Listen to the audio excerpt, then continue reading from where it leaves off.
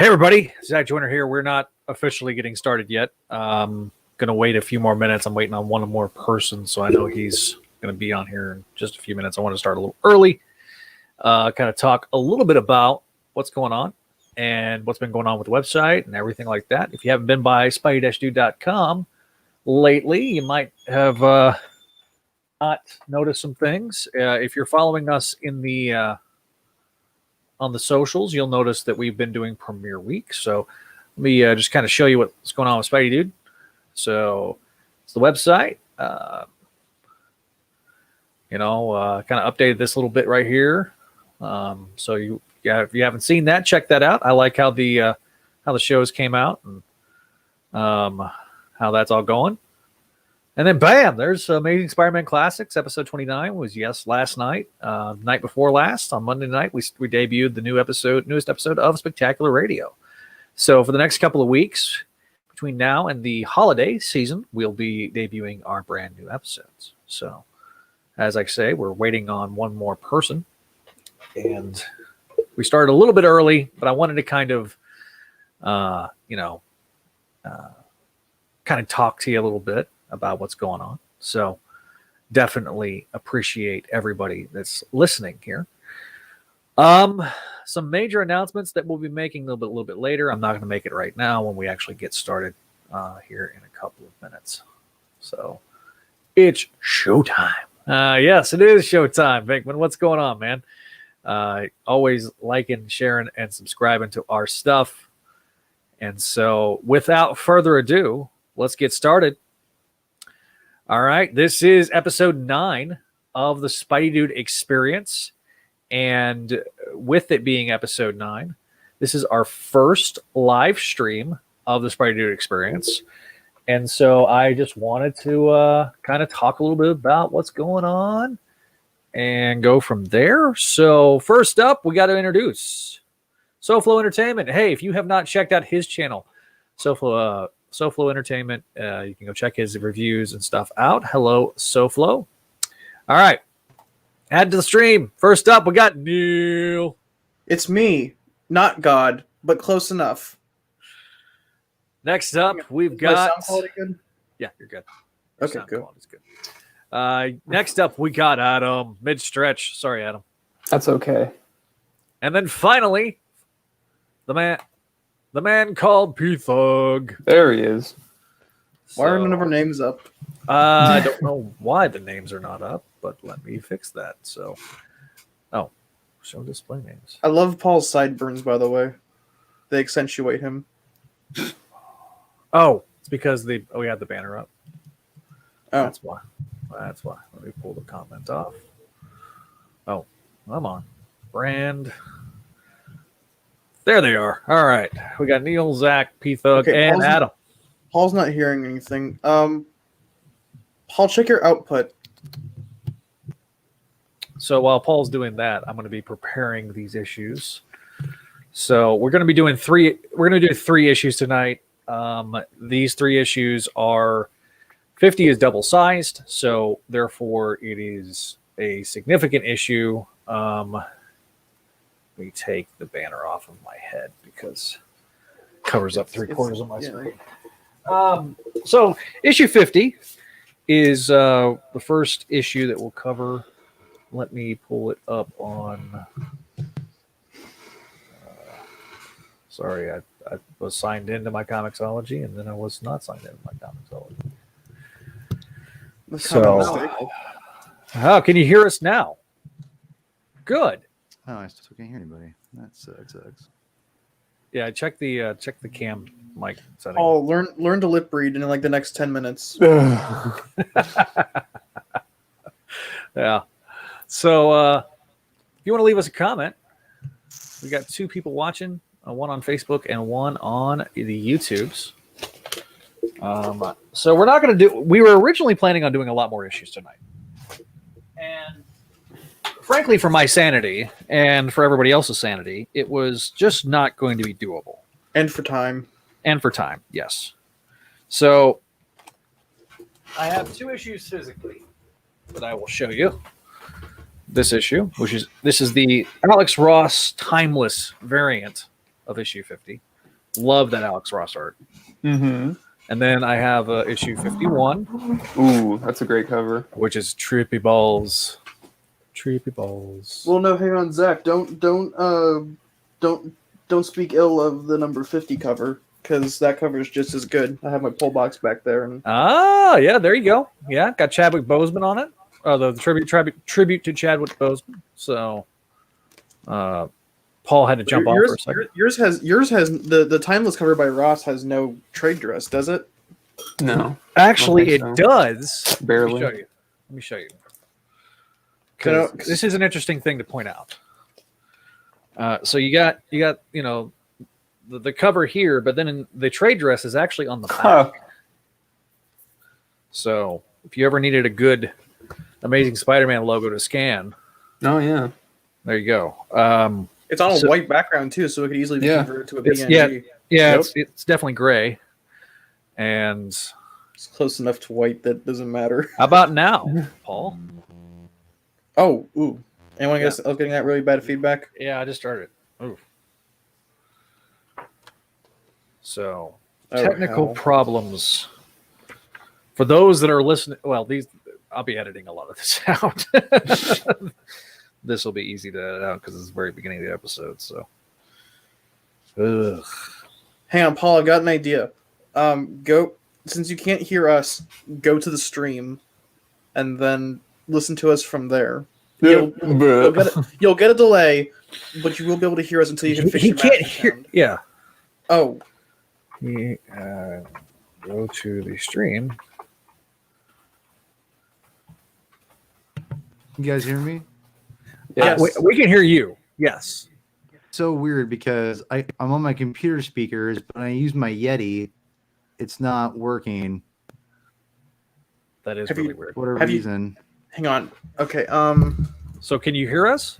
I can hear you, but you're on my speakers. I'm not sure I don't think it's gonna do wonders on your audio here. So, Uh, Paul, real quick, check two things. Are you in your master sound right now? Yeah, I'm in settings right now. Okay, so in the sound settings, check both the master sound and check your check your mic's output. Because you're listening through the Yeti, there might be a setting in your. outputs now. So Oh. Yeah, you're getting. oh, that's much better. There we go. Okay. There we go. Oh Lord. Whoa, we're getting a lot of feedback. Whoa, what happened? Okay. Okay. Are you- All right. Are you All right. listening? You're good now. Are you You're listening good through now. your speakers? Still? No, No. now it's good. Now it's good. For Okay. whatever reason, I had to Okay. go out and in, and now it's working fine. So There No. we go. there we go. Well, on my end, I can hear everything. fine. Whoa. Ooh. Lordy. Yeah, that's Is it- weird. Is it my voice? Yeah. Am I too You- loud? No, your voice No. is fine. There was But just some weird you have- feedback. So Do you have any anyway. planes flying over? Potentially, yeah. You got any kids pointing laser pointers in the sky? Yeah. So, all right, we're gonna start. We're gonna start the episode. I have, like I say, I have the physical copies. I didn't get 50.1 or 51.1. I got 53.1, but the 0.1 issues they didn't come in. So at my comic shop. All right. So issue 50. I have like I said, the Alex Ross Timeless Trade Dress has it on the back. Really nice cover. If you haven't seen it, check it out. If you're on the audio version of this podcast, of course, you want to check out our YouTube page and or Facebook. So I'm going to be doing the recap real quickly. This is a double-sized issue compared to the triple-sized issue we got literally a week before. So you're getting 4 issues worth of content, boys. Or 4.5, really. So we open up at the graveyard where we got where we literally picked up from last issue, and there's a body being exhumed from the grave, and we pull out and we kind of get this big giant splash page of George Stacy, R.I.P. Whoa. Du-du-du. So we then cut to Peter Parker, who's having a really, really bad day, and Gets hit by like 3 different cars. yeah, it's just And stairs. yeah, like some stairs, some cars. He's just He not- hits a flagpole. Right. Yeah. Yeah, some great artwork by Patrick. Oh, I forgot to say who the creative team was. Yeah. All right, so this is Last Remains Part 1. Everything was a prelude to this is the event that everything's been building towards. So Last Remains Part 1. Nick Spencer is the writer, Patrick Gleason's the artist. So It should be noted that the previous colorist for Gleason was Matt Wilson, and in these issues, he's been replaced by Edgar Delgado, who usually does Humberto Ramos's colors. yeah, and then there is a difference in the colors. We'll get to that I think in a minute. But so we cut to Norman Osborne, and he's being talked to by somebody, and it turns out it's Sin Eater, who has now gone back to his original form, away from the Juggernaut Eater. And so Jugger Eater. So, and there's the juggler. Yeah, there's basically this whole conversation of sin and not, between Norman and so he does like the we could be so much more together speech from Spider-Man 1. Pretty much, yeah. Yeah, and so he grabs his goblin mask and says, "Go ahead and kill him. He's no use to me anymore." And so Stan blows him into next week. Peter Parker then stumbles his way to Doctor Strange's house, and in a very familiar type scenario compared to a certain story that we might be talking about in a minute. After the tribute to Chadwick Boseman, we cut back to Sin Eater, and he's kind of saying, "You hear me? It's finished. I've done everything you've asked me to do." And then we get this really horrific scene with Sin Eater and Kindred, and he's just effing. Ooh. So sorry. We got some feedback there, Paul. So needless to say, there's this really horrific scene of like these phantom symbiote type things kind of going after him. And we then cut back to a few hours ago, before Peter was definitely off his game, where we got the Order of the Spider. And these same type of phantoms, premonitions, spirit things start attacking the ship and literally just absolutely crush into Peter Parker. But then Peter Parker awakens and he's back at the Sanctum Sanctorum. And so real quick, when I first read this, on the page when Peter's getting attacked by the Sins, there's this page, and it's an ad for King in Black, and I thought part of this book until I read the ad, until I looked down and I saw the King in Black ad there. Yeah, me too. I remember glancing at that. I was like, oh, it's King of Black. So King of Black coming very soon. Anyway, so Strange kind of, uses some incantations to heal Peter up a little bit, and Peter's kind of telling him how bad he screwed up. And he's still talking about the situation, and he wakes up alone in this ship, and he's like, "Where is everybody?" And then all of a sudden, he's not alone. The demons have now possessed the Order of the Spider. So after an ad for Taskmaster, we get this really creepy scene of a table being set and everything being put in place, and the body of a certain somebody being put in place. And then it's Kindred, and he's setting up this big epic reveal, this big epic return to normalcy. And then there's nothing better than being surrounded by the ones you love. So Norman comes to, he awakens. He's been found by Ashley Kafka, who is not.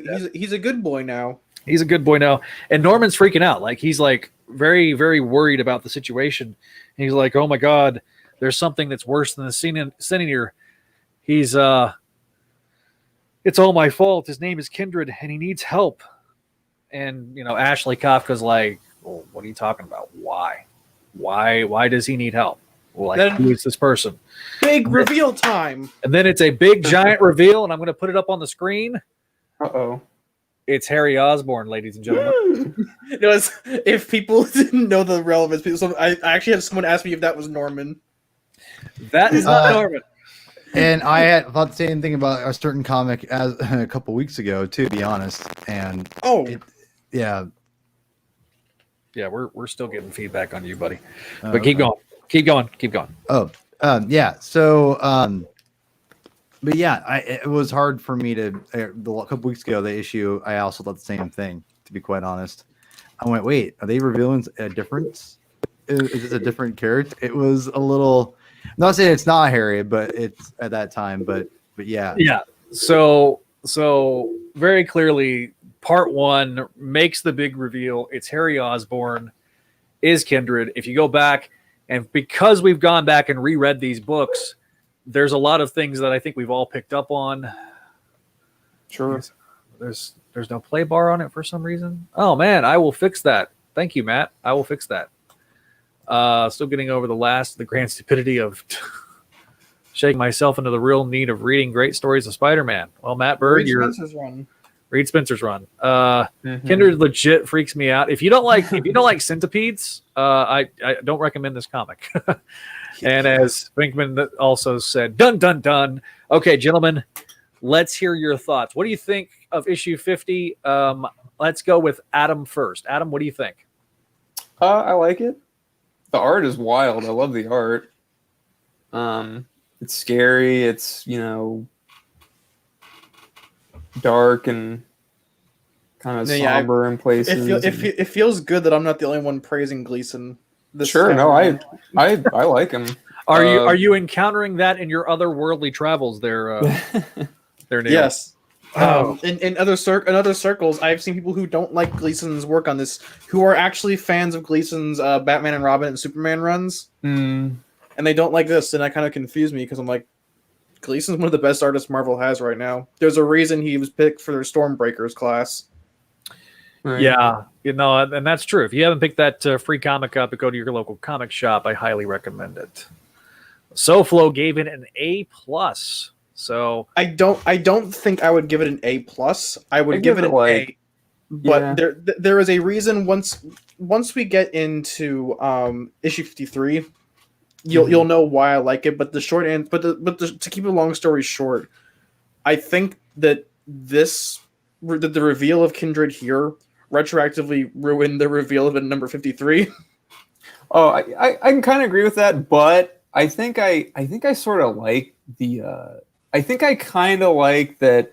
We know, but then Peter doesn't know until 53. Well, yes, but my problem is that because we know in number 53 because we know it happened in issue 50, happening in 53 kind of made it somewhat redundant. Yeah. I get that. I get that.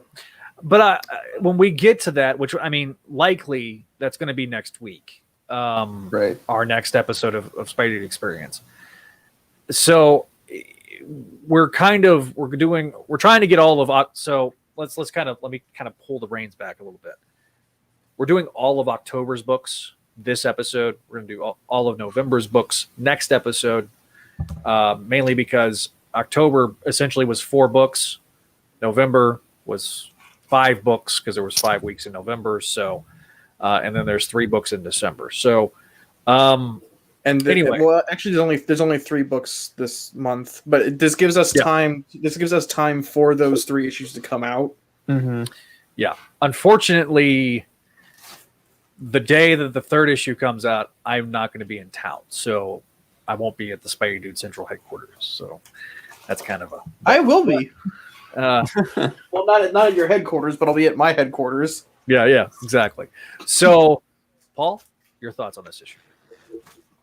Well, I'm really nervous because I always think there's going to be feedback now, so I apologize in advance to the audience and everything. But You're anyway, good right now. You're good excellent. right now. Thank you. You're good for now. Yeah. There is, I love Nick Spencer's run. I've made no bones about it. I've loved it. It's been great. Since Rising, I thought was a very different take on a Spider-Man story. Nick Spencer is interweaving so many different aspects of Spider-Man's lore and mythology from so many different writers and places that it's refreshing. Someone who can take the differences that Spider-Man can do, that we all have or different preferences, and he's kind of molding them all together. And I think he's pulling it off. I mean, obviously not everyone's going to like everything and whatever, but I feel like there's been less just overall like angst about what he's been doing. Obviously, we've been talking about it for a while. This is the culmination of everything we wanted from what that he's been setting up with Kindred, start of it, and it was a lot of fun. I know that I refuse to believe that Harry Osborne was Kindred because it seemed too obvious, and I still. So, but here's the thing. With this reveal, and it kind of back to what you guys were talking about, how this might ruin or kind of hurts the reveal later on. I don't think it does, because I think it's important to know who Kindred is going forward, because more. Yeah. Whoa. Paul, you're dying. You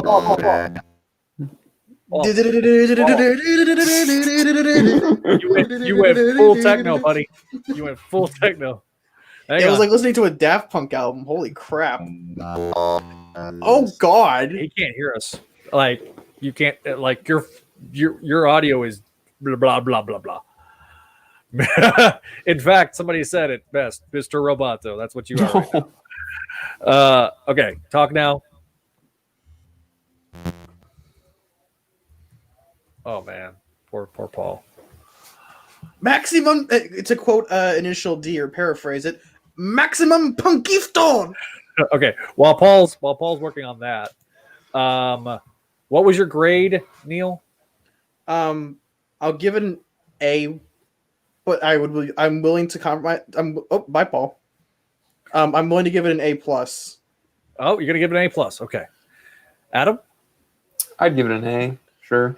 And again, my grade is somewhat dependent on the 53 reveal, but like that aside, I give it an A plus, because this was a very good crescendo to Spencer's run, or at least this this meta arc of Spencer's.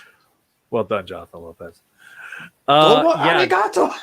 I do have a question. I have a question about this issue really fast. This maybe this is obvious and it's just kind of going over my head, but I'm slightly confused. So Strange heals Peter, right? Yes. And Peter explains, and so I tell him everything, almost everything. And then Dr. Strange says, whether it was to save lives or not, you made a deal with a demonic entity. I'm not sure what is Dr. Strange referring to there, because it doesn't seem like to me, I feel like I missed something. Like I feel like that was intentionally done to be a red herring.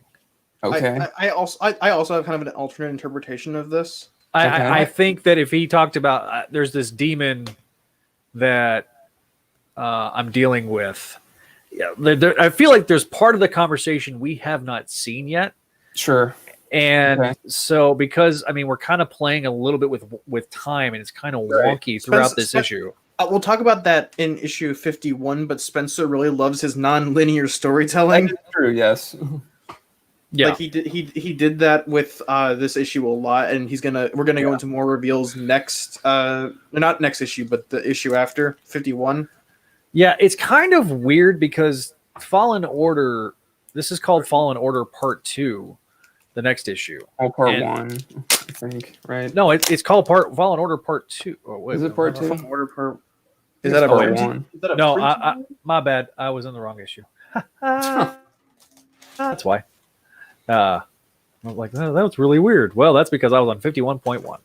I really hate. But can I go on a mini rant for a second? I really hate these freaking stupid dot issues. Are just the pits. They're just the absolute pits.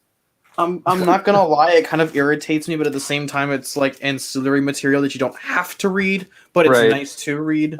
Yeah. There's some good stuff in here, but it's kind of like I've seen a lot of people criticizing this.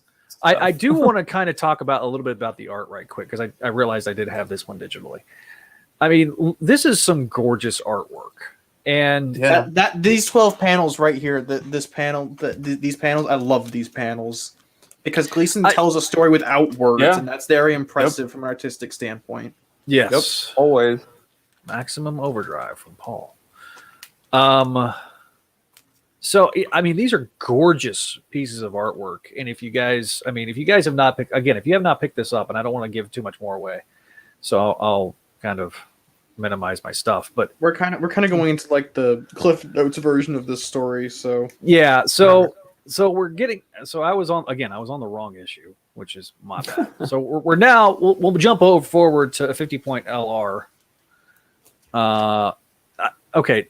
No, I don't think that's possible. I don't think it's possible for anybody to love nonlinear storytelling more than Grant Morrison.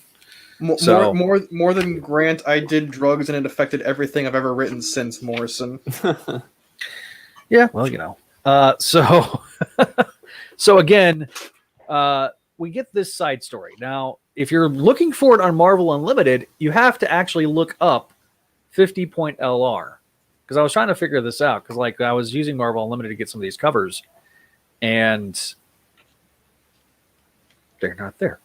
So again, really great artwork. I do want to give some compliments to Federico Vincentini. Now, this is the first time we've seen this with Nick Spencer. And I'm not going to get into this, especially with Paul not being in here, but this is the first time Nick Spencer's had to have a co-writer. So I'm assuming that it's Nick Spencer's plot with Matthew Rosenberg's scripting. I don't know. Thank God it's not Rosenberg's plot. Otherwise, I wouldn't have picked these up to save my life.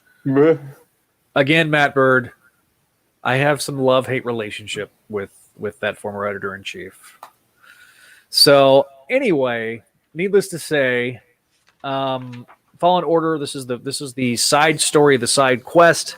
These are going to be in the Point LR issues, or as they're commonly referred to outside of Marvel's Point Lure. They're a lure for more freedom bucks. Yeah. So yeah, so again, I'll kind of go through this really quickly. And hopefully by the time I get done, Paul will be here. So we kind of cut back to like the battle between Peter and the demons. And so this is kind of taking place a couple steps back.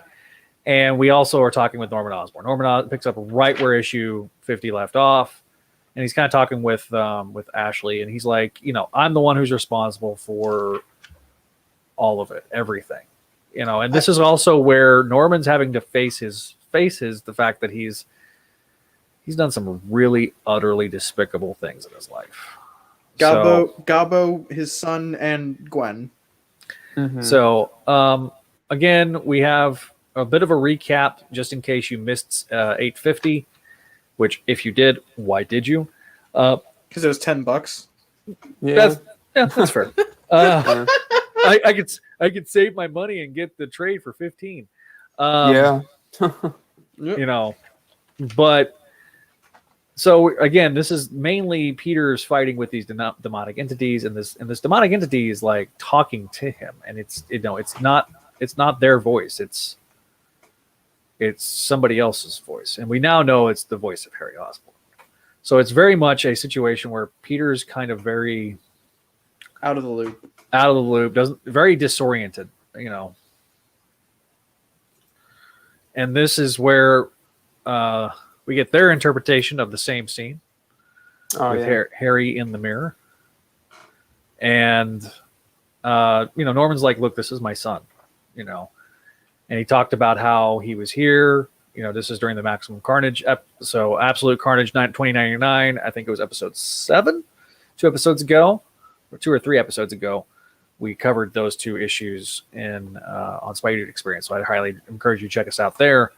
So Peter Parker is in the water. He is very disoriented. So he sees the pod. He tries to swim back and tries to actually pull the pod out of the water. Unironic, that's a feat for Peter, because that's a several thousand-pound. I'd argue though, like several dozen tons worth of metal in water. Yeah, that's probably at least 12 tons. I mean, between the weight of the apparatus plus the amount of G forces that he's having to fight against to get it out of the water.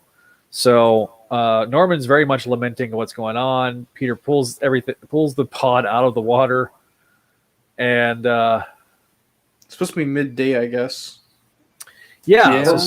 Or morning. I don't know. Like this is weird because like some of the time frame is kind of weird. So right.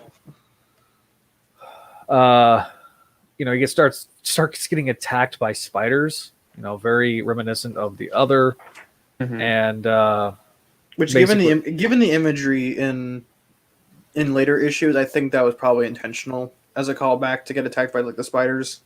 Mm-hmm. Yeah, knowing what we know now, we'll find out in future issues.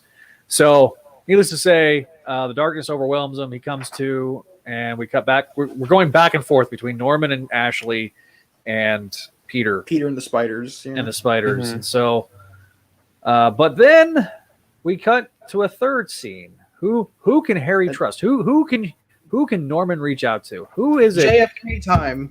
So we get back to trust the Kennedys. Oh God. Who could it be? Mary Jane. Mary Jane. After having not been in the book for a year. Yeah. Gorgeous splash page. Big epic reveal. She's back. Look who's back. Back again. Copyright strike one. MJ's back. Yeah, whatever. I don't care. So after a letter from the Spider editor. By the way, I do want to, because I told him I would point this out. Good buddy of the site. He helped design our logo and our spider circle and his logo for the show. Chi-Town Spidey. He got his letter printed in issue 50. Again. So, again, this is now like the seventh time. Like sixth, but yeah, he's been a frequent guest on the letters page. So definitely check out his letter there. So, all right, I'm going to kind of show you the last remains checklist. That means we got one issue left. Guys, do you want me to just kind of finish doing the recap and we'll get more into the discussion? Yeah, that sounds good. All right, yeah. First, to begin, I want to talk about that cover for issue 51 because, God, I would put that on my wall in an instant. Yeah, I'm not gonna lie. I wish that one was the one that I got the poster for, and not. Was there a poster for 51? Not one for 50, right? There was a poster for 50. 50, but I wish it would have been for 51. 50. Yeah, they should make a poster out of that. I think that's a great cover. It's a really this is like the trippy psychedelic cover. This is like Ditko, but not Ditko, and I love it. Yeah. This is the spirit of Ditko coming out. And it's colorful. It's mainly the colors, I think, that just make it really pop. The yellow eyes on Spidey look great, and it kind of reminds me of like the Spidey Unlimited costume. Oh yeah, I really hate usually yellow eyes, but with this aesthetic, I'm like, okay, it's fine. I despise the yellow eyes from Amazing Spider-Man 1. But so we picked the basketball suit. The basketball suit, yeah. So we kind of pick up. I think it's just Silk that attacked the Sanctum. Because we didn't talk about that we didn't talk about it when we were talking about 50, but Silk came in with like demon wings and vertical mouth. Which is very unfortunate. I don't like that at all. That part, like everything else about the aesthetic, I'm like, all right, cool. The vertical mouth's like, oh. All right. I think that's the point. So anyway, Strange is kind of pissed off because he's like, what the you hell didn't is tell going me on? about this. Yeah, what the hell is going on here? So, Silk, or being the mouthpiece for Kindred, says, hell's got plenty to do with this. Isn't that right, Pete? The good news is that Strange actually knows who Peter is. One of the few people that actually knew who Peter was. So we get, was it okay? Because I don't have the physical issue. Hello. Was this like a double page? Which Flash? Like the one where Pete. No, the trade, like yes, the title it is. page. Oh, that, yeah. That's cool. I like that. I like when is it Al Ewing when he does it for Guardians of the Galaxy? It has that very epic feel, and this kind of accentuates that when they get the double page credits page. Yeah. So previously, Peter Parker's made quite a mess. A villain named Kindred's been circling Peter around. Blah blah blah. Patrick Gleason, Nick Spencer, writer artist team. So,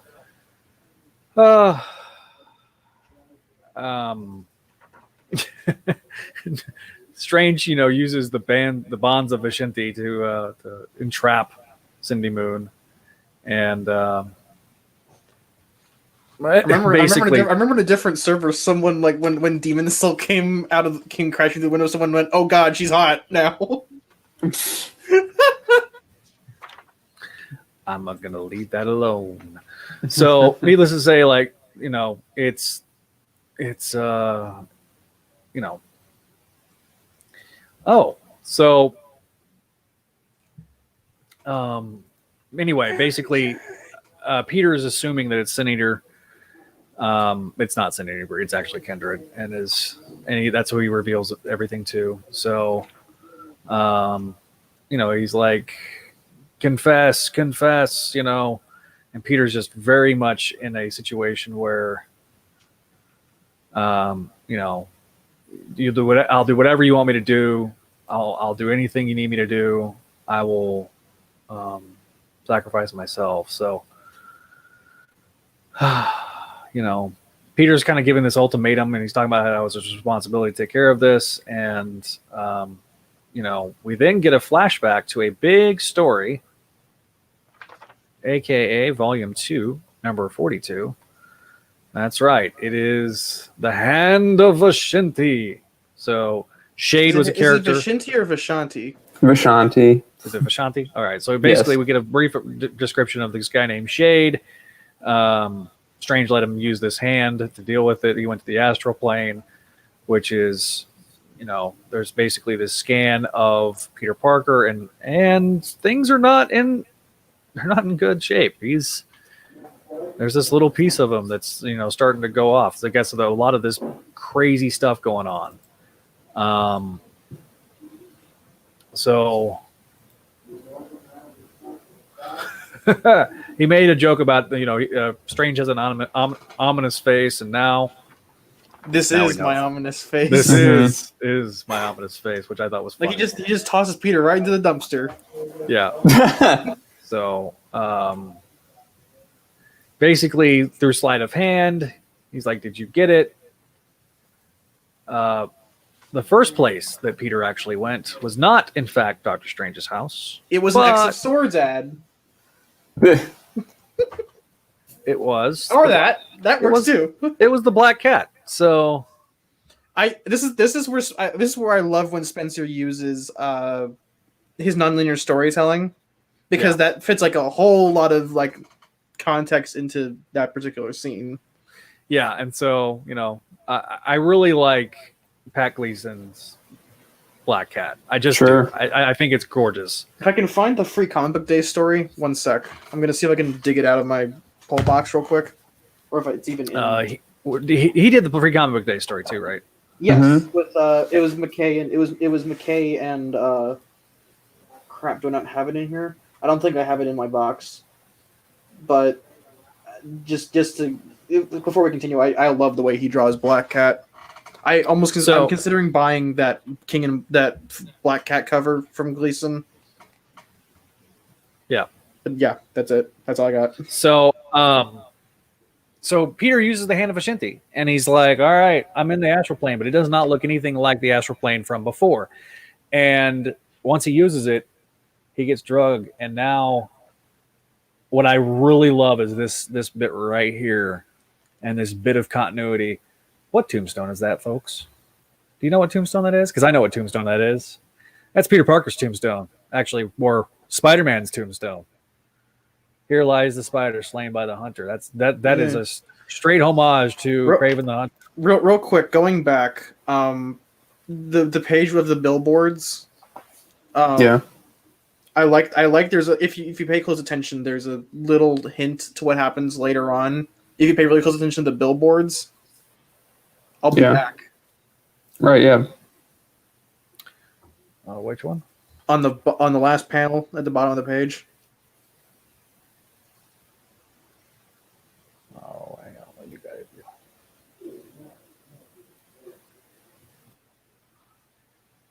Pumpkin bombs. Oh, yeah, that is it. Yeah, and that looks like Ramita Senior Never Forget, or not Ramita Senior, Ramita Junior Never Forget. Junior, Uncle Ben. So there's I'm fairly certain that he just took like Ramita Junior's lines and just copy pasted them into the billboards. So again, if you haven't read the JMS run and the specific issues of the JMS run, You need to This know is- what happens thi- there. this is building off of that. Now, through dialogue and exposition, there is references to it, but really to get the full scope of what was going on with Peter Parker, this is definitely one of those. All right, so he sees Mary Jane, and he starts getting close to Mary Jane. He's like, MJ, no, it's okay, Peter. The answer is Centipedes. yes. There's a bunch of centipedes around her. It starts enveloping him, and he starts talking back and forth. He awakens in the graveyard. The mausoleum, goes into the mausoleum, and this really reminds me, if you guys remember Pursuit, the Pursuit storyline from right before Clone Saga with Mark Bagley. If this does not remind you of that, it should, because Which I guess might be the point, because Bagley is the other artist in this arc. So yeah, very much so. So he's starting to talk to him and everything, and now, folks, it's a party. Oh, that was good timing. It's oof. It's as creepy as you can get. So Wow, look at all those skeletons with nondescript character pieces. Yeah, okay, one of those is Ned, one of those is Captain and Stacy and Gwen. Then you got Flash there, and you've got Okay, yeah, one of them's Flash. Then you got Marla Jameson. I think Jay's there. Okay, yeah, that may be right. And I think Maddie Franklin's there. Ugh. Poor Maddie Franklin. So Maybe we'd have to go back, and when we actually read issue 52, we'll talk about it. yeah. So next episode we'll be talking about that. But let's talk about these last two issues, and welcome back to Paul. Hopefully he is doing better. Even if we can't see him, we know he's here in spirit. He is here in spirit. All right, so I'm going to go around the horn. First things first. What is your grades, gentlemen? For issue 51, or Yeah, let's start with issue 50.1. What's your grade on that one? or 50.LR? I'll give that a B plus. It's well written and competently executed, and it really surprised me because I was really dreading Rosenberg. Right. But I think it was well executed script. I think it's because it's Spencer's plot, and Rosenberg just did the script. But I appreciated that it basically serves an ancillary plot. Like, you don't have to read it. Yeah. But you can, and you'll get a lot of enjoyment out of it. Oh Jesus! This is going to be the Bully Paul show. Brian B. Brewster. What's up, nerds? Yeah, nice. But yeah, it was a good story. I loved Vicentini's art. I know he's an acquired taste, but I like his art. Okay, was he the one that did the was he the one that he did Sins of Norman Osborne? Okay. Yeah. And hello. The dog is like, yes, that's correct. Exactly. He's just agreeing with us. No, Sarah's probably made a bump in the night, and therefore, Waylon's trying to be guard dog. But it's not an episode of Spideydude Experience without a cameo by the Waylon. Yeah. So he is our unofficial mascot of the Spideydude Radio Network. So, needless to say, he did Sins of Norman Osborne. It was good. I don't necessarily love his Spider-Man eyes. I can kind of agree with that. Yeah. I've never been a huge fan of the big eyes, but the little whites of the eyes. If that makes sense. Like it when it's narrow, or when it's much, and like the way he drew the eyes in that issue was like, okay, it's they're very squinty. And I'm not like, I don't mind it on Ramita and Ramita Senior and Aras Andrew and like 70s squinty, but like modern big-eyed but squinty wide-eyed, I just that aesthetic doesn't. It depends on which artist is doing it for me. Yeah. Like if I remember when especially Michael Ringo would use the eyes very expressively, and so like I could understand it. Wow. Did you just yawn? I did just John. It's On your only own 8 show? Come only- on, man. Also, it's only 8 o'clock. What the hell, man? Sorry. Takes a sip of all his right, can of I the just drink. cut in for a second? I just got to Yes. vent for a minute. Okay. First of all, what yes. the hell are you talking about bullying me? I have no idea what you're referencing with that. But in the comments section, Jonathan gave you like binary code for your dialogue. Yeah. Oh, that's fine. But you're good right now. But Brian Brewster, Oh my yeah, boy. that's my And boy. Yeah, he's awesome. Thank you, Brian. I appreciate you. Okay, first of all, I hate StreamYard. I'm just gonna say it right now. I hate it. With a It usually frickin' works passion. pretty well. Yeah, I'm trying to get Zach to use Streamlabs, but we'll figure whatever it out. it is, whatever the hell we're using, it like I haven't had any problems in a while, and then literally I sat down. I think my computer needed to be updated. I'm on my phone right now, so Oh, Oh, Lord. is that why there's no camera? yeah. I mean I could do it, but it'd just be like me like looking like I'm trying to do a selfie for like 24/7. Update your. Have you I'm updated like, your what's drivers? up, guys? Whoa! There we go. You know, I mean, Wait, it's not as Paul, cool. have you updated your drivers? I just updated. It just finished updating just now. Like so. Well, yes, It but was- I'm asking if you've updated the hardware and software for your audio separate because that requires a separate update. It might be that might be what the problem was, but regardless, binary, whatever, it doesn't matter. I don't care. Binary, you can give me whatever you want. Can I just cut in real fast about? Can I catch up, please? Absolutely, because we're done Sure, with the yes. recaps, and we're just talking about 51.1. And We're just done with the recaps. yeah. Well, you were gone. I did the Oh my recaps. god! It took us that long to get through the recaps. It was 3 issues, 6 like. Oh, true. Okay. Yeah, I did both the last 2 issues back to back. Okay. Here's the deal. Yes. Can I finish what I was just kind Sure. of going off on Yes, here yes. for a second about? Sure. Okay, so issue 50, which got really confusing in our chat, by the way, for people who don't know. I thought 850, 50, it's ridiculous. That's Right, yeah, out of yeah. control. All because Slot had to do that extra issue. I mean, and it really. Effed everything up. Yeah. So anyway, I want to say this right now that what I was saying was Nick Spencer, that issue, the reveal of Harry Osborne. As of right now, and props to Neil. I'm not sure if he had inside information, but I was wrong. I have no problem, kind of living up to that. The thing with this arc that I'm still 100% on and everything. Sure. And issue 50 was, even though it was like I just kind of sat there and went, really? My problem is this, is that I love Harry Osborne as Green Goblin. I grew up in the 90s and, on Spec Spider-Man, Sal Buscema, James DeMatteis, Spectacular is at 250, I believe. Is 200. There's 200 and there's also there's 189. Yeah, 189. maybe. Yeah, that's 189. There's the 30th anniversary of Spider-Man. Yeah, 189. Yeah, okay, and 200. And 200 is the one where he dies. Yep. But anyway, sorry, that's my dog now.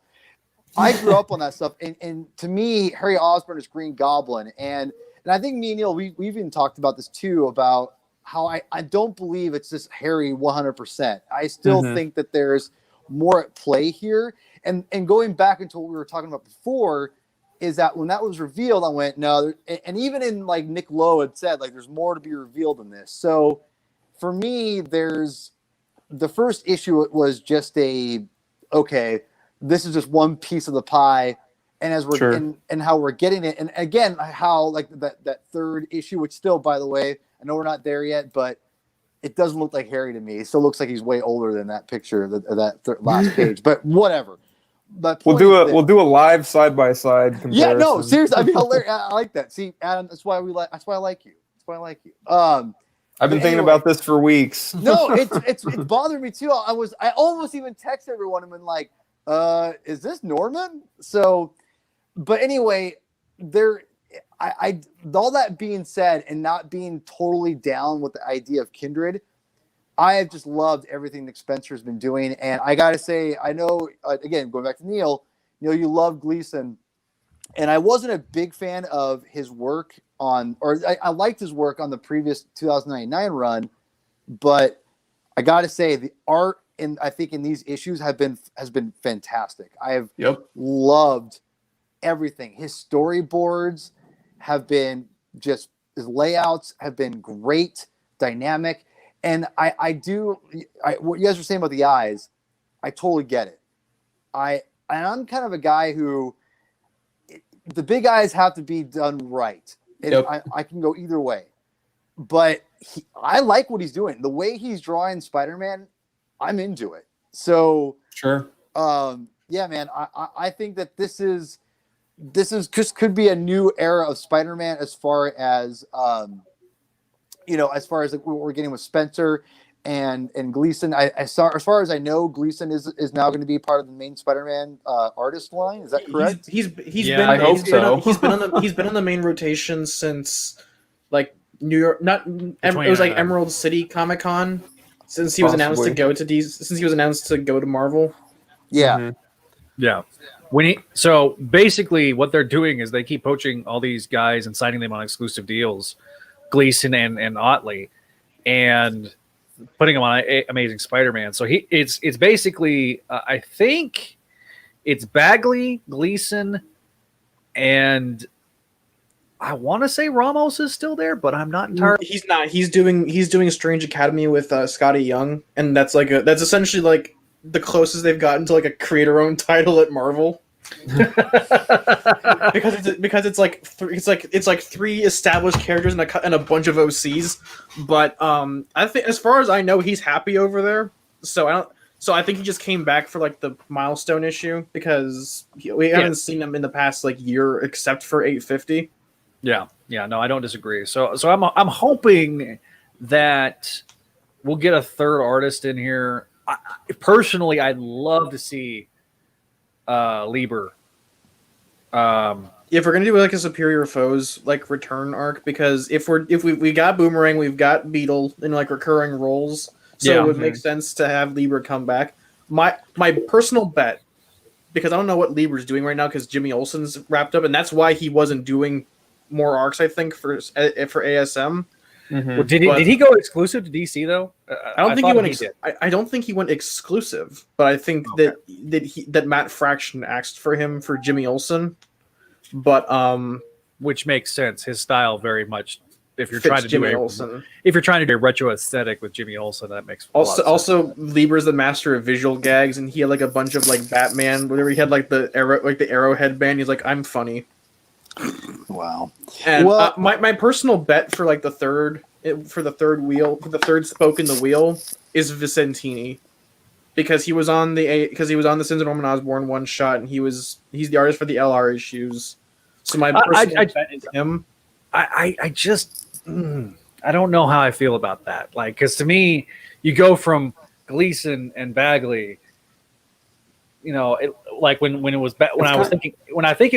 thought it was Bagley and going to be Otley moving forward, I'm like, okay, those two guys are very clean, right? And even Gleason's kind of clean. There's a greatness to Gleason, but it's not nearly as prevalent as like. So I'm hoping that maybe because like I'm not a huge fan of these covers. The covers are not great. I will give you that. The covers especially are less than, the covers are Ferreira. Oh yeah. Okay, so that's why. Well, whatever. The covers are not great, regardless. Yeah. Yeah, I'm just saying, like, you don't It's not complain about the covers yeah. if you're talking about the wrong artist. Well, and talk about again. I want to give my grades and get caught up here really quick too, and I'll move on. That's cool. I love issue 50, even despite the reveal, and I'm giving Nick Spencer a big benefit of the doubt with Norman Osborn and Harry and everything, because he hasn't let me down yet. Norman. Or Harry, whatever, irregardless. And sorry, my wife just came in for a second.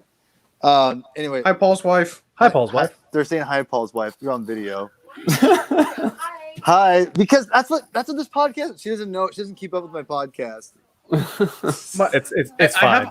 I have a wish. I tried to warn you. Anyway, Door slams.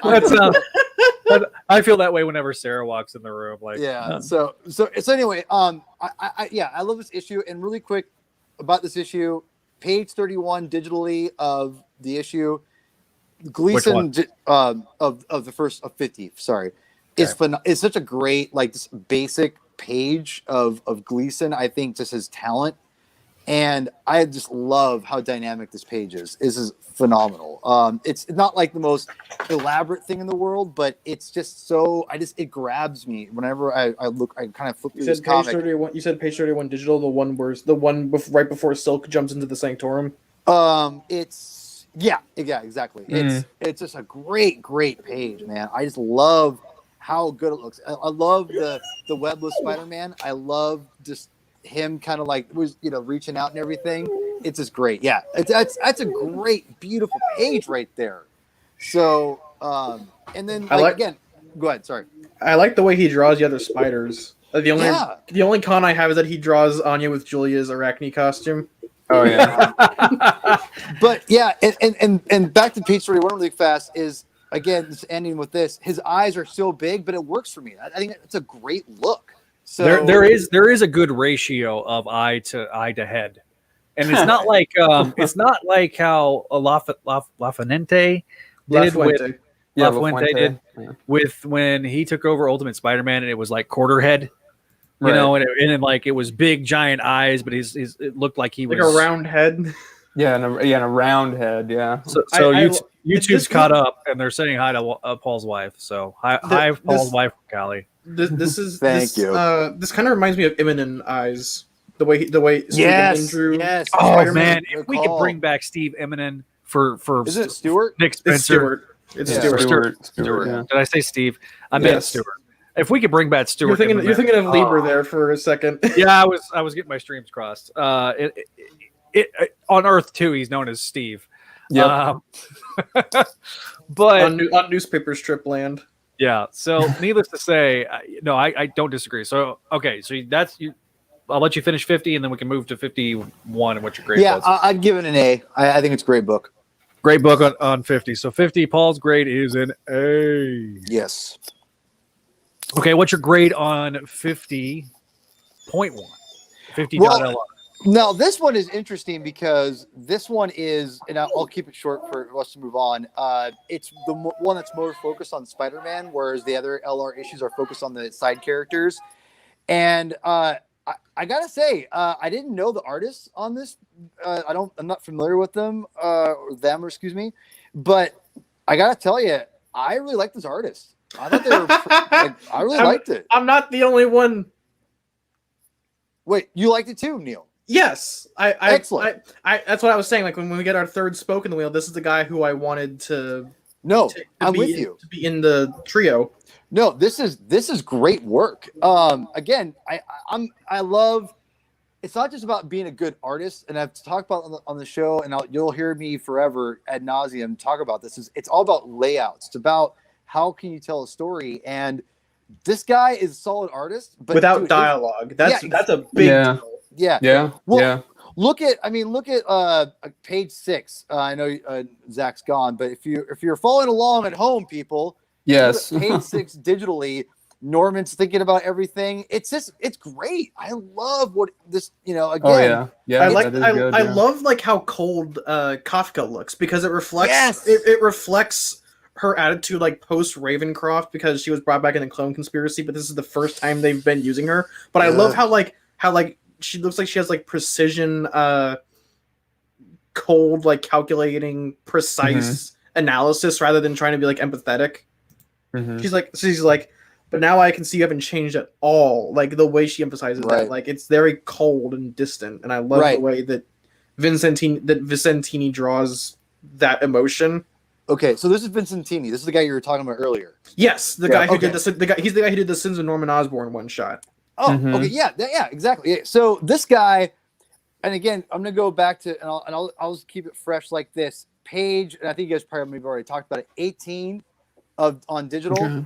This page is fucking great. Like look at this. Yeah, that is to me the one where he's covered in spiders, man. Covered in spiders, man. Yeah, it is this that is a great. For reference, Vicentini did the Falcon and the Winter Soldier miniseries. Yeah. Okay. And I would highly recommend it if you like the art in this book.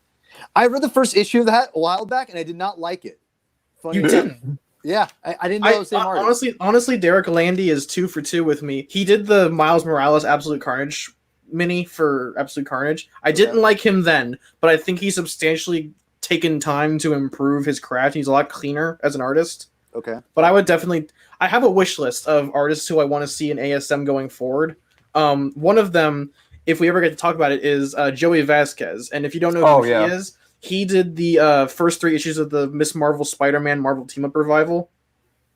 I've been following him for years. He's amazing. He did the Black Cat annual, didn't he? Yeah, he did the Black Cat annual. So there you go. Like he also did a bunch of like merchandising art. He's very good at like clean lines. Zach, we can't hear you. You're muted. Yeah, sorry. No, I don't disagree. He did a really good job in that Black Cat mini, or the annual. I'm sorry. I need to read this Black Cat. I have not read Black Cat, so I've not stayed current. Skip the first 5 issues. That's what because I didn't like. I tried the first 2-3 issues. I'm like, this is stupid. And I just I like the book. The art is just horrible in the first couple of issues. I didn't like the story. I will say this: I had very low expectations of Black Cat, and I stuck it out. I think he's going to come back. We lost him. I guess because his computer might have finished updating. Maybe. Yeah. No, yeah. So for those that are audio listeners only, I'm going to try to do some edits on this, but I may not be able to get all of it edited. So Paul has been having to jump in and out, and now he was on his phone. Now he's back. Nope. I'm right here. I don't know what happened. You just like I was trying to hit the chat button and I hit leave by accident. Oh. So there is another artist I did want to spotlight, and that is Kafu. And he's doing the interiors on Cantwell's Iron Man book. Oh, so good. And if he wasn't doing the art for Iron Man, I would totally want him on this book. Dude, okay. People have been like shitting on that new Iron Man series. I like it. I love it too. Yeah. Thank you. It's so good. Like I like it. The only part I don't like is that like Patsy seems to be kind of like just the blunt end of Cantwell's philosophy on Iron Man, and that's like the only bit I don't like. Otherwise, it's a great read. See, I like. This is not an Iron Man podcast, but we will come back to that. Heavy metal Iron Man podcast. Whenever it comes time to talk about 616, the TV show. I got a lot to talk about Iron Man. Okay. Oh God. So I just want to say the one last thing about that issue, and I'm trying to move on as fast as I can. I apologize. You're the fine. last page. We're here all night, so that's true. Mary Jane, page 22. Hell yeah! That full page is gorgeous. It's so good. Like Splash. Yeah, I've never honestly I'm not one to be like, oh, I think Mary Jane's so hot. Like I'm not one of those people. Like I'm not one of those. No shade. Stop. Go to horny jail, bonk. Whatever. It's not. I'm not saying whatever. You know what I'm trying to say. Yes. But she looks phenomenal in this picture. Like she just is. There is a cuteness, a beauty to this where I'm like, damn, that's a good looking picture, and it's beautiful. Like you said, Neil, they need to get this guy on the regular Spider-Man books because this is solid work. So yeah, I'll give this issue I'd give it a B+ only because I feel it's meandering a little bit, but the art really makes up for it because again, I like the Norman stuff, the Kafka stuff is great. Just the fake symbiotes fighting Spider-Man. I'm so over symbiotes. Fake symbiotes. So it's what they are. It's like they can't be symbiotes because they already got King in Black. So we'll make them these spider demons. It's like well, because we're dealing with hell and demons and stuff in our Spider-Man comics. I know. Which people out there probably have like essays to write about why that shouldn't be happening, but oh well. That's true. And to kind of catch up with our chat here, if you want to chat with us live, by the way, you can always go to YouTube, Facebook, or Twitter, and you can post comments while we're doing this. Subscribe button, hit the bell. Yeah, don't forget, as it says on the scroll across the screen, don't forget the bell, like, share, and subscribe. But Nick McCulley, hi Nick. Hi Nick, I know him. He's my friend. I don't know Nick, but hi Nick. Nick McCauley says, I watched a bunch of Japanese Spider-Man after seeing this first 616 episode. So yeah, we'll talk about that. We'll talk a little bit about that, I think, at the end of the episode, because, by the way, there is two announcements. Oh, yes. That I get to make tonight. So stay tuned for the end of the know episode. about these announcements? But one of them is something that I was working on last week. Yeah, gotcha. So, all right, because it's but Gotcha. going forward, I think one of the I don't want to say improvements because that sounds. Are we talking about $50 still?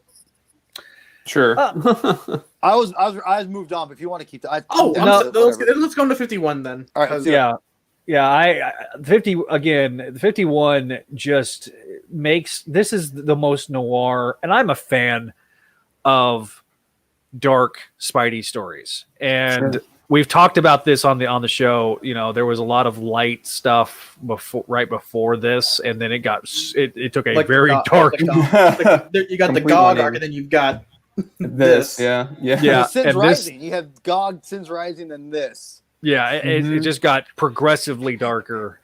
It went from like hold on really quick. If GOG was in terms of light, it'd be like a 8 or a 9, and then it went Sins Rising, and then it went to the lowest number to be the darkest to be like a 2, and now we're in the, like the negative like 3s now with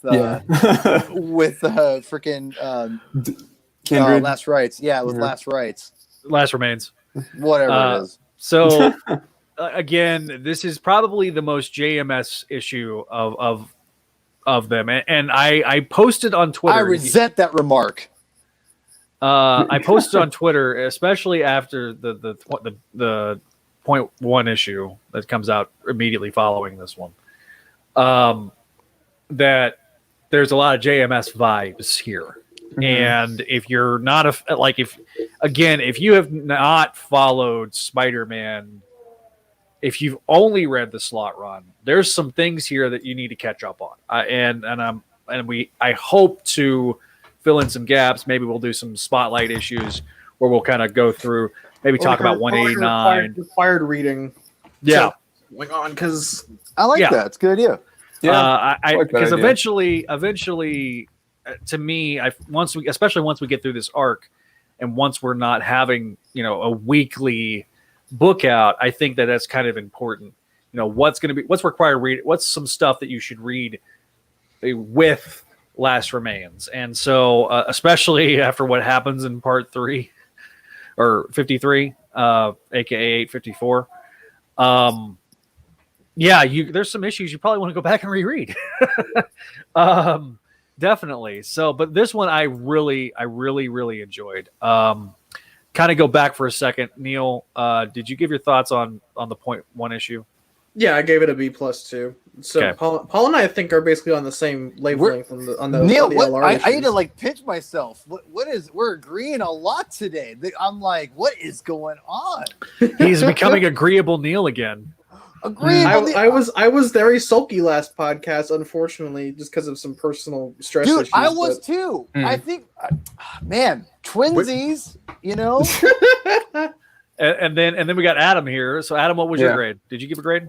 No, I think I would go with B+. Baby. I like the art more than I dislike it. Actually, I do like the art a lot. I guess I'm like hesitant to say like this guy should be on the main book. I think it'd be interesting if he was on the main book. I wouldn't hate it, but I wonder about like I think he's kind of a little rougher than you want him to be for. Well, it's not like I don't know if I care, but I'm thinking about like I think about other people, like, and other people's expectations. Well, I mean, okay, so thematically, I'm asking you this question not to be an ass, but just to get your opinion on this. What other books do you think thematically he would work well on? Because they've got this guy, like, thematically he fits for this book, so... I would maybe say, like, Daredevil, possibly. Whoa! They've got Chichetto and they've got Fornes and they've got Hawthorne. I think Daredevil's pretty squared up for artists right now. Well, yeah. I'm just saying. I in general, you're saying in general. I'm saying in general, yeah.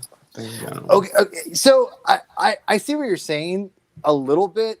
not Daredevil. I don't think it's Daredevil. It's too cartoony for Daredevil. Which Samney, which by the way, I like Chris Samney as an artist. I love Samney. Or Samney, whatever his name is. My point is, I love him. okay. So see, I think Daredevil needs a grit. I don't think he needs but that's just me. But this artist fits Spider-Man because he reminds me of Ramos, but a little bit more refined. Dude, Neil, I swear to God, that's exactly what I was going to say. This is weird.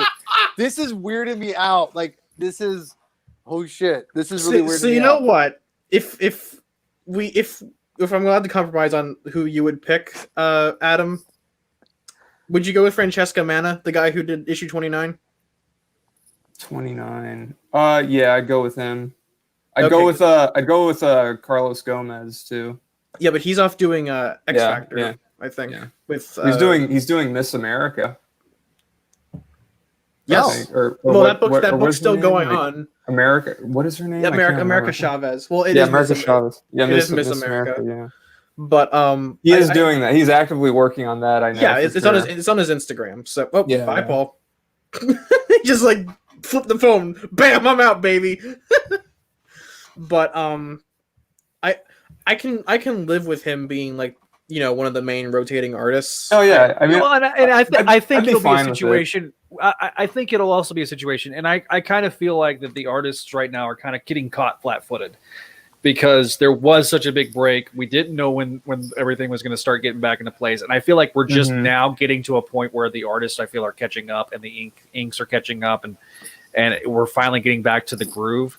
Bagley's inks for Sins Rising were rough. It wasn't until Return of the Green Goblin that we got really good Bagley inks. Yeah, I don't disagree with that. It wasn't Bagley doing the inks, but my point is that you could tell that they were it was very much a rush job because to me they would have made I feel like they would have made a much bigger deal with Bagley coming back had I just feel like that. There's a part, and this is me. Okay, let me be clear. This is me purely speculating right now. That once, I feel like once Otley realized he's not coming back after 850, I kind of feel like that Marvel was like, oh, we're kind of scrambling here, and so get Bagley quick. But we've got, I see what you're saying. But the office has been working with Bagley in a various capacity for the last really 4 years. I mean, he did Scarlet Spider. He did several issues of Venom. He's done a lot of covers for the Spider Office. So it's not like he has a Zdarsky thing. Yeah, he did the story. That he did the Life Story 6-issue miniseries. So it's not like that Bagley's not been somebody that the office has not had cultivated that relationship with, is what I'm saying. So I do feel like though we're catching up, and it really Gleason's art in this issue 51 is freaking just bomb. They knew to save him for the big arc. I've complained in the past about Gleason really not pulling his weight on ASM, but and that's not to be mean because I know he's a very meticulous artist and he didn't really do a whole lot on Superman, but when he takes his time and puts together a product, he delivers. Sure. Yeah, his bit with Black Cat. Okay, let me just kind of show these two pages off. This one I'm not as big of a fan of. Yeah, it's not the best. It's page. the hair. She's on her tiptoes. Yeah, but this one, damn. Yeah, just damn. It's a little different. I love the I mentioned the Free Comic Book Day issue before. Yeah, but and that's where I think he had more time to draw Black Cat. Yes, but it's not as though it's a bad product though. So again, there's a part of me that kind of wishes that we would have gotten a little that Otley would have gotten to do the reveal. Not to take away anything from Spencer. He did design the character. Kindred. And he did post that on social media, some of his early designs. And I at one point you could see hair, and I'm like, oh, there's a reason that they went with kind of the hush bald look. I can appreciate that as someone that's follically challenged.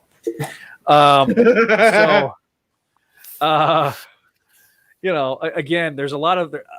I talked about it in the recap a little bit, Paul, but like this page here, the next to last page of 51, this reminds me so much of Pursuit era Mark Bagley, where the shadows, and he's in the mausoleum, or actually I think he was in the Kravenoff estate at that point. He's looking for Chameleon, and he's trying to just beat him up. That's where like I got serious Bagley vibes when I looked at that page. And again, the utter horror motif that you get with this final splash page is just like, this came out I think the week of Halloween, and I'm like, there's no better time. There was no better time to do this. They timed it perfectly. Thank you. In one sense, you're thanking COVID for pushing this back, because it kind of like, oh my God, this coming out on Halloween. I mean, it's the second most inspired Halloween related book that I've ever seen. The first being, and here's your one Clone Saga reference, Peter Parker, Spider-Man 75. You already said Scarlet Spider, so you already did it. Yeah, okay. That's my second Clone Saga reference. By the way, episode 72 of Clone Saga Chronicles, if you haven't checked it out. Okay. I again, I'm the broken record time. Yeah. The layouts in this book are phenomenal, and I love Gleason's eyes on Spider-Man. First of all, I gotta say right now, page 10, digitally, of course, on Spider-Man. If you go, it's where he's given Strange he's squinting at him a little bit and he's pointing his finger. I love the expression with that. Like, he's giving Spider-Man that expressiveness with the eyes. I love it. I love the eyes. Gleason's eyes on Spider-Man are so good. Yep. I love it. We love to hear it. Love to hear it. It's great. The biggest defender of Gleason that I know is the guy right here. And so, no, I mean, it's true, because you were the one guy, like, because I remember when the 2099 art came out, and it was when it was first coming out, I was like, I'm not a huge on Gleason. It wasn't his best work, obviously. No, I will say, like, it wasn't Gleason's level best. Yeah. But it still looks good. Look, okay. Also, like, Growing Pains, because I think that's like his first time drawing the character for a book. And it came out relatively, like, for Gleason, relatively quickly for him. Yeah. I imagine he'd been working on Superman Rebirth for like months before they got the call order to. Yeah, and look, but eventually you got to start developing the Deadline style, and I feel like it's gone, Zach. It doesn't exist anymore. This doesn't exist. You're in a completely different era. There is some questions. I'm with you, though. I'm with you. There's some questions that I'm going to be asking somebody, and that's a tease for an announcement that's coming very, very quickly. But about how much the comic industry has changed, and you'll hear that on another show on the Spideydude Radio Network. But I think that right now Gleason is in a good position on Amazing Spider-Man because there is a rotating. And I'll say this: we have not gotten I think we've gotten one issue that was late this entire time. And considering everything that's happened with COVID, that's a credit to Nick Lowe and Nick Spencer for keeping the trains on time. Well, I think with the current comic books, and I think Spider-Man has definitely been a pioneer of that a little bit with Brand New Day, is that there's that experimentation of, instead of having the same books or these different titles and different creative teams, let's have the same title, different artist, and kind of recycle them, instead of having that, like you said, that Deadline style, Zach, where you had the monthly artist who put out 10, 11, 12 books a year. Like, those days are gone, and I think the days of having the Gleasons come in for 6 issues, the Otleys come in for 6 or 5 issues or whatever, Roberto Romero's coming in for 4 or 5 issues, and get that rotating thing. That's the way it's going to go, and I'm fine with it if we get good art like what we're getting here. Yeah, and in a way, I think. And I'll say this real quick, just before we go. I think that's even noticeable in like the satellite output, because even even if we count Venom as like a separate book office, because Venom's clearly become like his own brand at this point. Yeah. There's only a handful of satellites coming out right now. Like, all we have right now is Miles, Jess. We did have the Daily Bugle, but that's gone.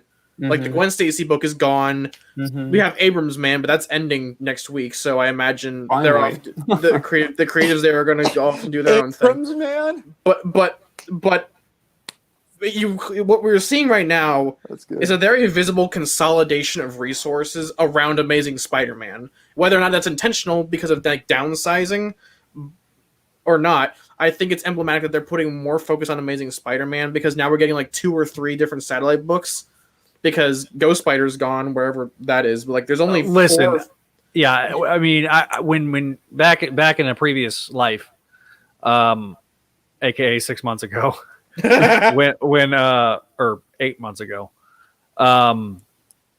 whenever me and Neil were regularly doing a show on Crawl Space called Spider Satellites, I mean, I remember we'd have 15 to 20 books that we'd have. We're getting nonstop, but that's clearly just like Kelly and Bachello's passion project. Yeah, and I honestly don't see.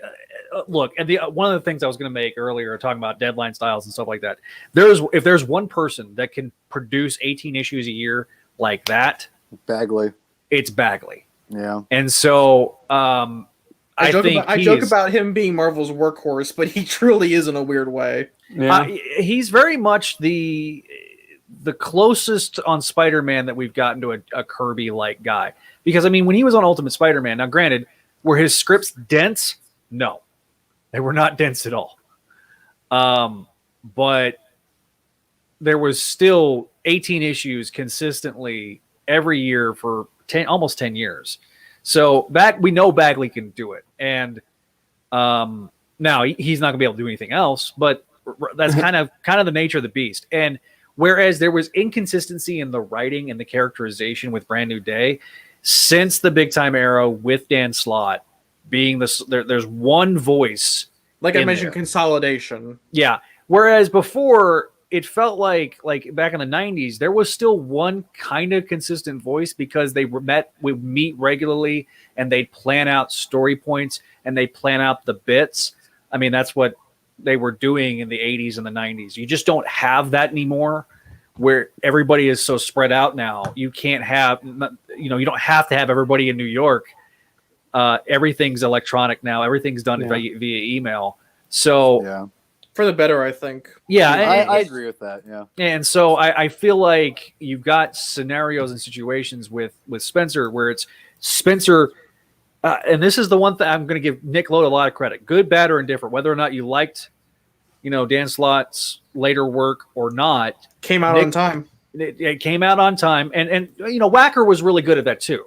Steve Wacker was really, I mean, this is a guy. I imagine that Wacker came up with the come out on time playbook, and Lowe has been following on that, because I don't think there's been a late issue of Amazing Spider-Man since like Brand New Day. Yeah, it's been a while. I honestly think, if just going off the top of my head, I think that there was like only been like maybe 4 delays in the last 15 years. And considering that during the JMS era, we had like delays for days. For months and on issues. It was very, and it wasn't always necessarily JMS's fault. Well, no, because Joe Q got involved and they were feuding. Well, so. yeah.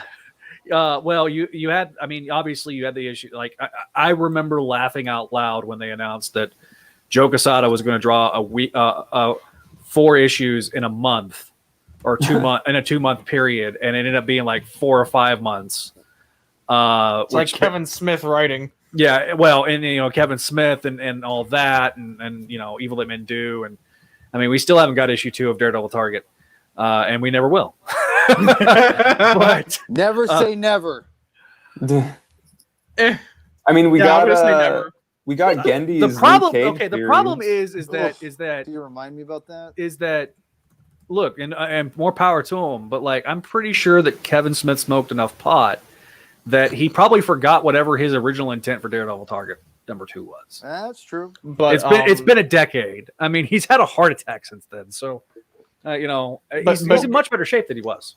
But going forward, we're way off track. Yeah, I know, we 51. really did. Yeah. But going back to 51, I did appreciate that like Peter's kind of like screwing up, not because like incompetence or like the Parker Luck nebulous kind of thing, but because he's like intentionally leaving out details and it's coming back to bite him in the ass completely. Yeah. Like he didn't tell Strange about Kindred, and when Silk comes and like Strange is completely out of his not even out of his element, but like he's on his back foot and he's like, Peter, what's going on? And Peter's like, yeah, I've left that part out, and it comes back to bite him because then Strange stops trusting him after that. Like, yeah, he's clearly like literally burning bridges. Yeah, it's like Peter's trying to protect himself and what he feels like he's doing, but in this case, when he's so out of his element with his supernatural that you have to, he has to understand, and that's very much in character with Peter. He tries to hold things close to the vest, but there's not a whole lot of people that understand Peter on the fundamental level, and that was one of the best things about the JMS run. MJ's really the only one I think in this run that's come that close, and I think Strange made a point of that MJ is the only one that Peter trusts completely with this kind of stuff complicitly, and Kindred got her out of the picture. Yep. Because he knew that Peter would hold things close to the vest and have no one to tell them about. Yeah, with that revelation in mind, I think that it's a very smart move on Spencer's part to keep MJ out of the picture. As much as I enjoy her presence in the book. Yeah, and now obviously we'll see what happens at the end of this arc, but because there's a lot of stuff. Look, we're only a third to a quarter of the way through. I mean, if you count 50 as 2 issues, I mean, there's essentially 12 issues to this arc. So we're literally at the third of the way through, and we'll be just over the third mark. We'll get all of November's books next episode. So, okay, let's, I think we've kind of exhausted the discussion of these issues. So let's go to the 2 announcements. And the 2 announcements. Well, one of them is something that I've talked about on previous episodes about something that we were going to do.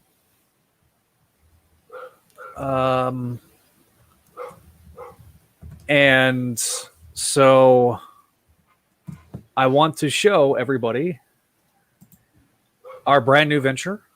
Zach and I did this like a week ago ish. It's still being a work in progress, but you can join up.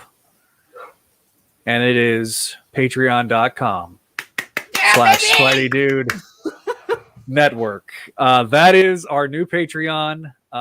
You can become a patron. You can become a Sensational, Spectacular, or Spideydude VIP.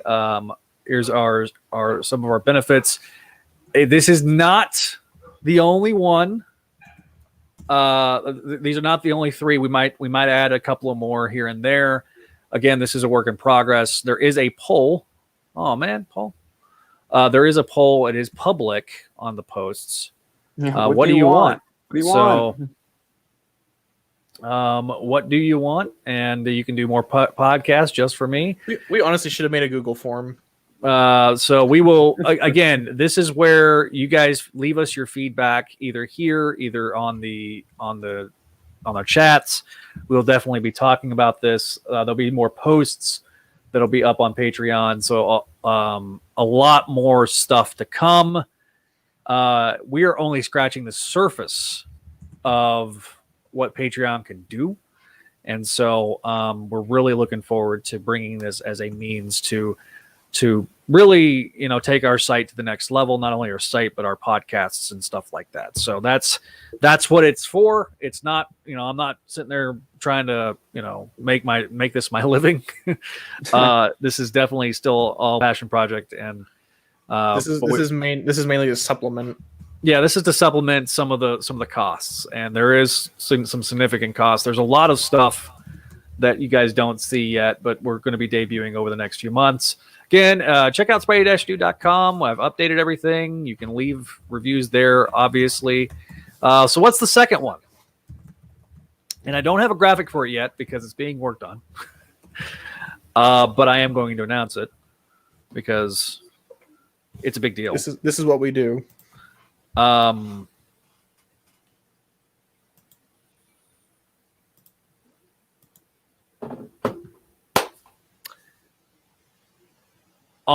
Make My Mayday, we're going to do our first interview. And no, it is not what you think. It's not Ron Friends. But it is the other daddy, the other artistic daddy of Spider-Girl. When you Pat Olive. Okay. So I always have said that, you got, everybody talks about, Ron and Tom, and they're the guys.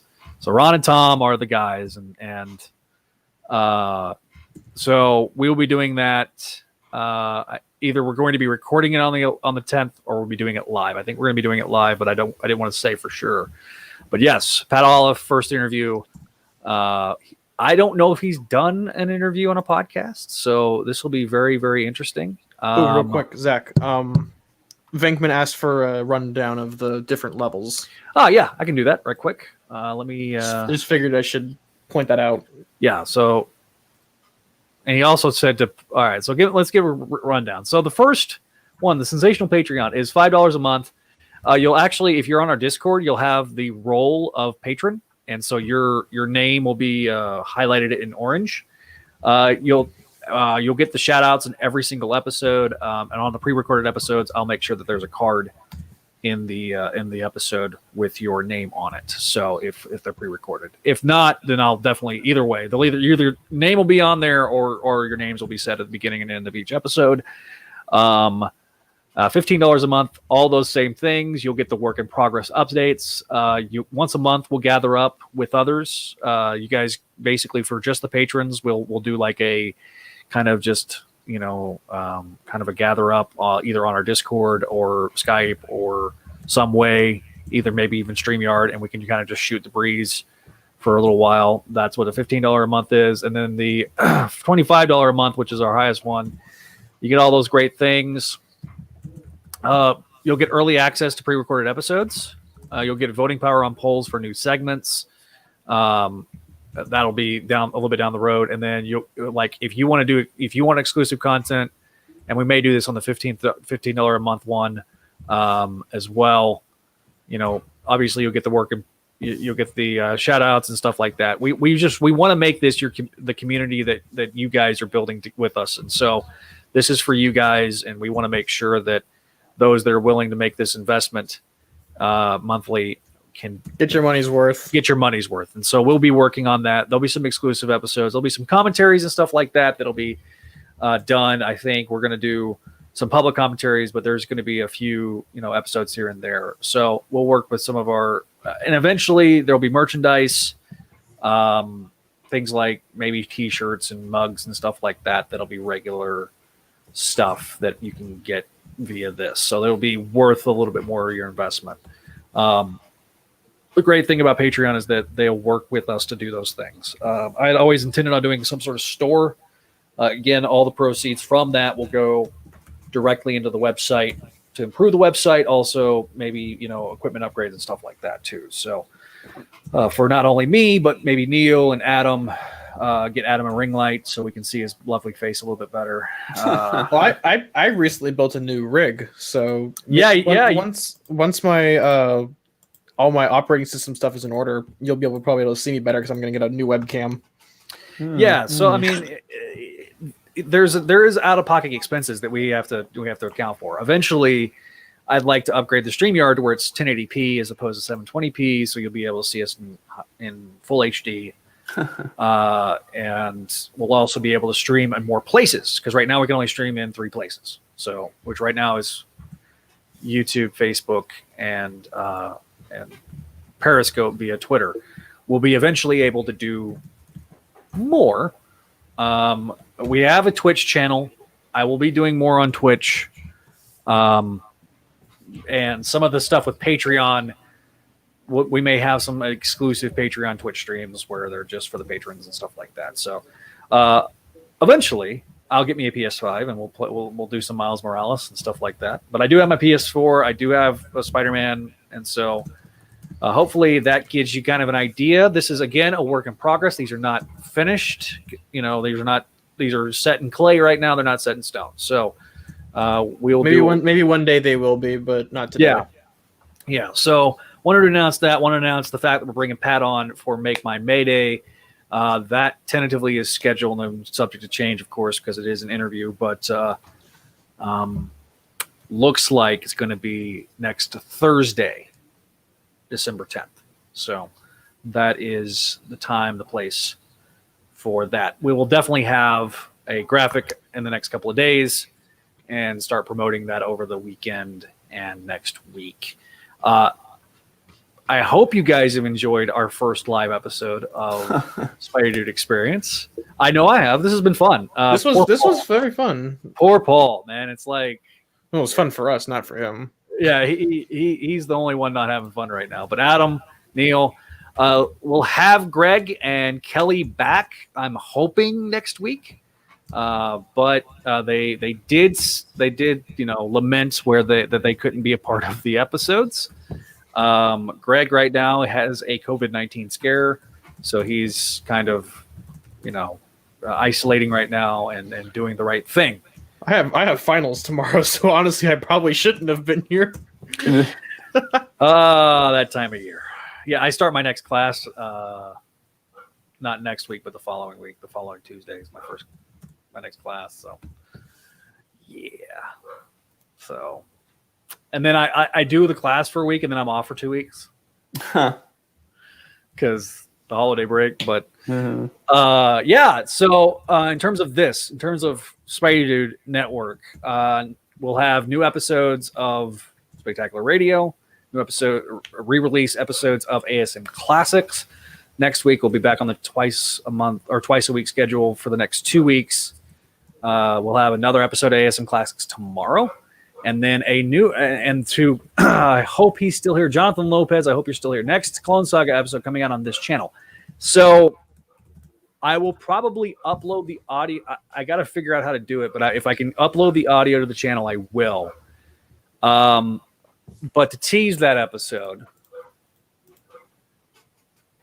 if you like Fire and Water Podcast Network, or maybe Fortresses of Attitude or Baileytude, you'll definitely like the next episode. So the next episode, we're doing DC versus Marvel.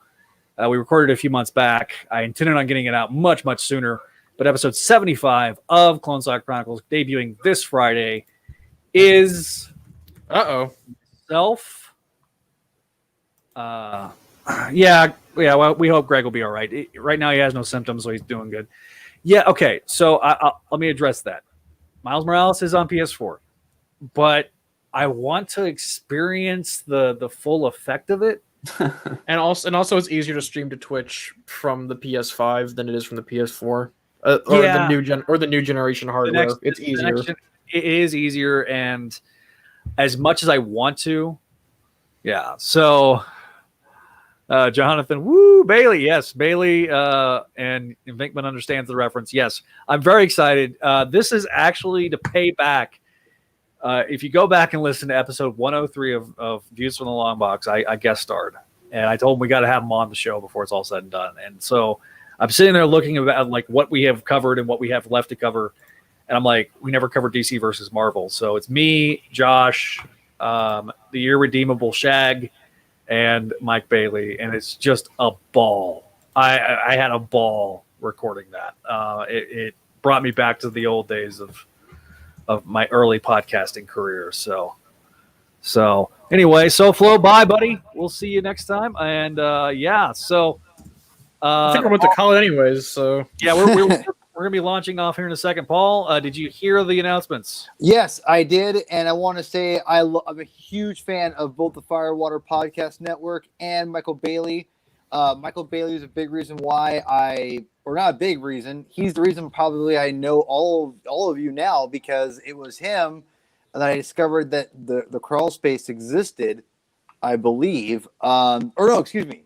It was Yeah, no, it was Michael Bailey, and it was through their Hulk episode they did with Brad that I got to know the show and everything. I'm like, okay, so yeah, I love Michael Bailey to death. He's a big reason why I'm even here podcasting amongst some other people. But yeah, I can't wait for that show, Zach, because it was a fan too. It was a blast, and I have been sitting on the episode for a long time, and had the website hack not happened, this would have been out a lot sooner. But I'm really excited about that, and like I say, I'm really excited about the Pat Olive episode next week. Yep. So we'll have, and I may not do the ASM Classics Thursday episode if everything works out. We'll do just make my Mayday instead. So my goal is to at least get 3 episodes of Spec Radio out, 5 to 6 episodes of ASM Classics out, and a couple of episodes of Make My Mayday out. So, yeah, really excited. We got brand new stuff. Coming. Still a couple of shows we haven't started yet. First quarter of 2021, Forgotten Era. That will be my replacement for CSC. But we gotta wrap CSC up. So I'm looking to wrap CSC up either this month or the beginning of the year, and really looking forward to that. Oh, never mind. Pause there. And so also this week we will have wrapped, knock on wood, barring Greg hopefully being okay. By the end of this week, Friday, we're recording the second half of our interview with Greg Wiseman and Victor Cook, covering the final curtain episode of Spectacular Spider-Man. So we'll have just the final episode. So if you want to leave a voicemail talking about Spectacular Radio, it's down in the scroll bar if you're watching us on YouTube. But if you're not, it is 818-925-6631. That's 818-9-CLONE-1. To use the old acronym that I made with it. Yeah, that is the voicemail line for the entire Spideydude Radio Network. So if you got comments that you want to have played on this show, we'll do it. If you want to have comments played on Spectacular Radio or CSC or Make Mine Mayday, leave us a voicemail. 818-925-6631. That is the phone number. Leave us an email if you like this show and you are listening to us on audio, or maybe you're listening back and you're not listening to us live.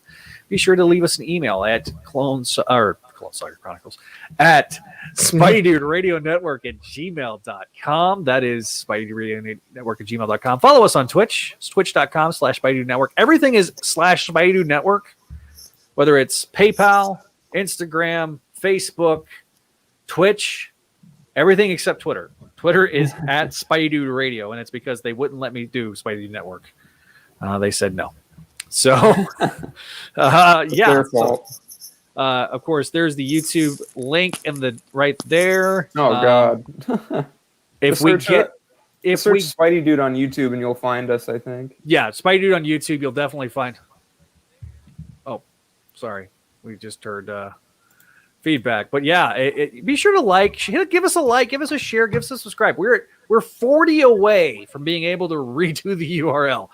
40 subscribers away, 60 subscribers. We gained a few here and there, but if you got friends that like Spider-Man, if they are passionate about Spider-Man, if you know people that use YouTube all the time, give us a subscribe on YouTube, on all our platforms. Instagram, I've been every day that we've posted something new on Twitter, like the new episodes, I've been putting them out on Instagram, so you can always check us out on the gram. So if you like us on the gram, eventually I think StreamYard is going to give us the ability to stream on gram, but once Facebook decides to release the restrictions on it.